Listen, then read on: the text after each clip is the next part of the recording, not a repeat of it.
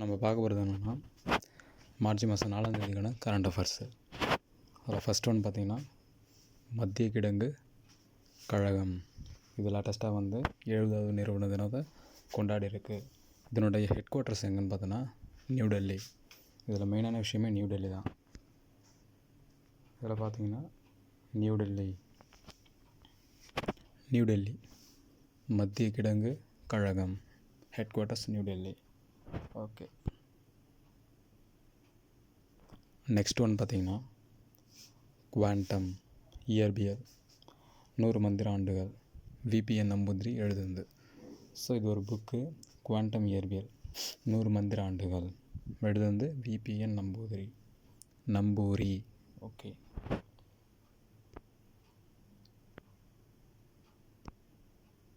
Next ஒன்று பார்த்திங்கன்னா very important 16வது mistake ஆகிடுச்சு. 16வது நிதி ஆணையம். இது வெரி இம்பார்ட்டண்ட்டு. கரண்ட் அஃபேர்ஸில் வரும், ப்ளஸ் ஸ்டாட்டிக்கில் பார்த்தோன்னா எக்கனாமிக்ஸில் வரும். இது மெயினான விஷயம் என்னென்னா 16வது நிதிக்குழுவோட தலைவர் யாருன்னு கேட்பாங்க. அரவிந்த் பனகாரியா.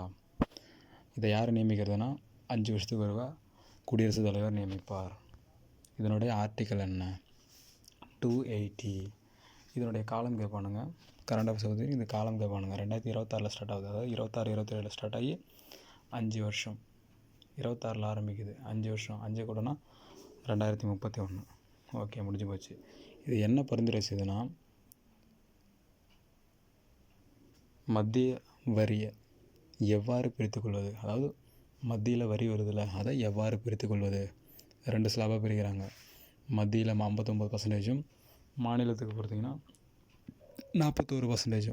ஸோ இந்த 16வது நிதி ஆணையத்தோட பரிந்துரை இதுதான். மத்திய வரியை எவ்வாறு பிரித்துக்கொள்வது, இது இம்பார்ட்டண்ட்டு. அதே போல் சில செஸ் வரிகள் இருக்குது, அதுபோல் கூடுதல் கட்டணங்கள் இருக்குது. இது எல்லாமே பகிரக்கூடிய வரியில் மாற்றுறாங்க. இதுதான் மெயினான விஷயம். 16வது நிதி ஆணையம் தலைமை அரவிந்த் பனகாரியா. வருஷம் 2026 +5 2031 வரைக்கும் இருக்கும். ஓகே, இந்தியாவை பொறுத்த வரைக்கும் கச்சா எண்ணெய் நுகர்வு அதாவது இறக்குமதி செய்கிறதுல 3ஆவதாகவும், அதை சுத்திகரிப்பு செய்கிற நிலையங்களில் 4ஆவதாகவும், ஏற்றுமதி செய்கிறதுல 5ஆவது இடத்துலையும் இருக்குது. ஸோ இந்தியா கச்சா எண்ணெய் இறக்குமதியில் 3ஆவது இடம். ஓகே, நெக்ஸ்ட்டு வாங்க. பூஜ்ஜிய பாகுபாடு தினம், 0 டிஸ்கிரிமினேஷன் டே, மார்ச் 1. இதோட கருப்பொருள் என்ன? மக்கள் முதலில். இது ஃபஸ்ட்டு எப்போ கொண்டாட ஆரம்பித்தாங்கன்னா 2014 கொண்டாட ஆரம்பித்தாங்க. இதனுடைய அதிகாரபூர்வ சின்னம் என்னென்னா பட்டாம்பூச்சி. ஆனால் மெயினான விஷயம் என்னென்னா பூஜ்ஜிய பாகுபாடு தினம் எப்போது? மார்ச் 1. ஓகே, நெக்ஸ்ட்டு பார்த்தீங்கன்னா உலக வனவிலங்கு தினம்.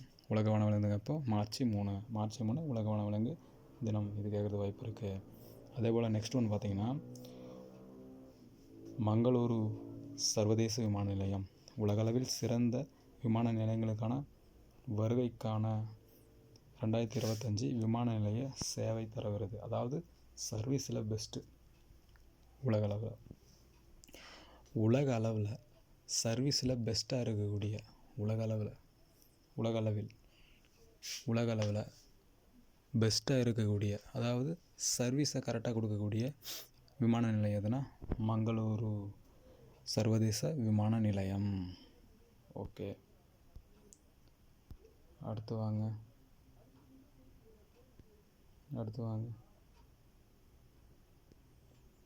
ஹர்முஸ் ஜலசந்தி அதாவது ஹர்முஸ் ஜலசந்தி இப்போ கரண்ட்டில் போயிருக்கக்கூடிய ரொம்ப முக்கியமான விஷயம். ஹர்முஸ் ஜலசந்தி இது எதுக்கு இருக்குது? ஈரானுக்கும் ஓமனுக்கும் இடையில் உள்ளது.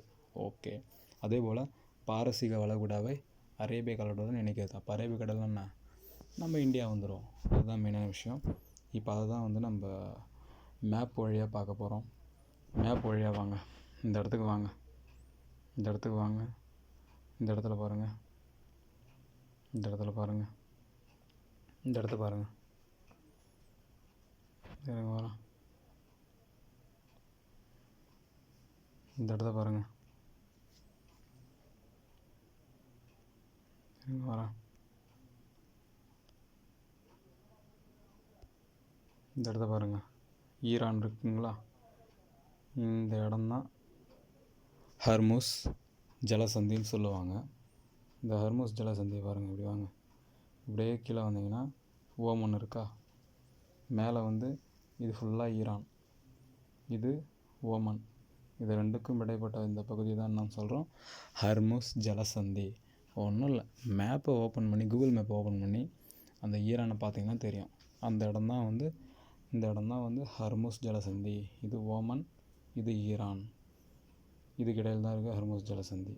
அதே போல் இந்த இடத்த பாருங்கள், இந்த இடத்த பாருங்கள், இந்த இடத்த பாருங்கள், பாருங்கள். இதுதான் ஈரான், இதுதான் ஓமன், இதுக்கு இடையில் இருக்கக்கூடியதான் ஹர்முஸ் ஜலசந்தி. இது வழியாக வரும்போது இந்தியாவுக்கு வந்துடும். இதுதான் இந்தியா, இதுதான் இந்தியா. அதாவது இது பாரசீக, இதுதான் பாரசீக வளைகுடான்னு சொல்லுவாங்க. இது பாரசீக நாடுகள். இந்த பாரசீக வளைகுடாவை அரேபியர்களுடன் இணைக்கிறது. அப்போ ஹர்முஸ் ஜலசந்தி வழியாக எண்ணெய், கச்சா எண்ணெயை எடுத்துக்கிட்டு இந்தியா வருவாங்க. ஈரான்லேருந்து 88% கச்சா எண்ணெய் வந்து நம்ம இறக்குமதி செய்கிறோம். 60% வந்து எல்பிஜி, எல்என்ஜி, நேச்சுரல் கேஸு அங்கேருந்து இறக்குமதி செய்கிறோம். அதனால தான் வந்து எல்பிஜி தட்டுப்பாடாகுது. பெட்ரோலை பொறுத்த வரைக்கும் நமக்கு இப்போதைக்கு தட்டுப்பாடு கிடையாது. 90 டேஸ்க்கான மத்திய அரசு வந்து ப்ரெஸ் ரிலீஸே பண்ணிட்டாங்க.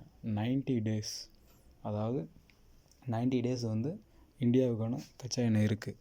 அதே போல் டிஎன்னை பொறுத்த வரைக்கும்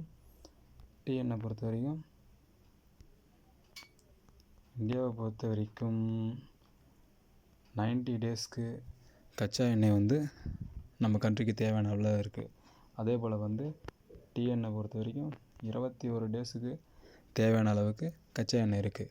இது நேற்றைய நியூஸு, நேற்று வரைக்கும். இன்னிலிருந்து பார்த்திங்கன்னா எக்ஸ்ட்ரா ஒரு கப்பல் வந்திருக்கு. அப்படின்னும்போது நமக்கு போதுமான அளவுக்கு டே டு டே லைஃப்பை லீட் பண்ணுற அளவுக்கு நமக்கு கச்சா எண்ணெய் இப்போது இந்தியாவில் இருக்குது. கேஸ் மட்டும்தான் பற்றாக்குறை. இப்போ வந்த கச்சா எண்ணெயை சுத்திகரிப்பு பண்ண ஆரம்பிச்சிட்டாங்கன்னா கேஸையும் நம்ம எடுத்துருவோம். போர் முடிஞ்சால் டைரெக்டாகவே கேஸ் நம்ம அங்கேருந்து இறக்குமதி பண்ண ஆரம்பிச்சிருவோம். இப்போதைக்கு கச்சா எண்ணெய் சுத்திகரிப்பு பண்ணும்போது கேஸ் எடுப்போம். அதை வச்சு தேவையான அளவுக்கு பூர்த்தி பண்ணிடலாம். ஓகே, வாங்க ஒரு ரிவிஷன் விட்ருவோம்.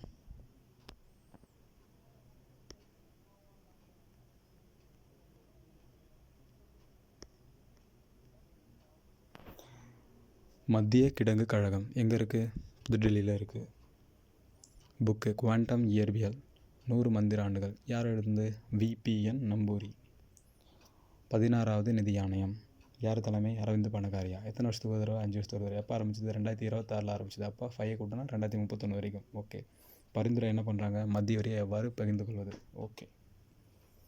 இந்தியாவை பொறுத்த வரைக்கும் கச்சா எண்ணெய் இறக்குமதியில் 3வது இடத்துலையும், அதை சுத்திகரிப்பு பண்ணக்கூடிய நிலையங்களில் 4வது இடத்துலையும், அதை ஏற்றுமதி பண்ணக்கூடியதில் 5வது இடத்துலையும் உள்ளது. ஓகே. பூஜ்ஜிய பாகுபாடு தினம் எப்போது அனுசரிக்கப்படுகிறது? மார்ச் 1. உலக வனவிலங்கு தினம் எப்போது? மார்ச் 3.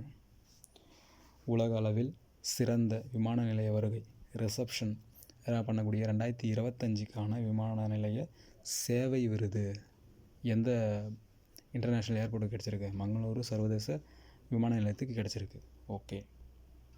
ஹர்முஸ் ஜலசந்தி இப்போ talk of the trending, Iran Israel வாரில் டாக் ஆஃப் த ட்ரெண்டிங்காக போயிட்டுருக்கக்கூடியது ஹர்முஸ் ஜலசந்தி. இது எங்கே இருக்குது?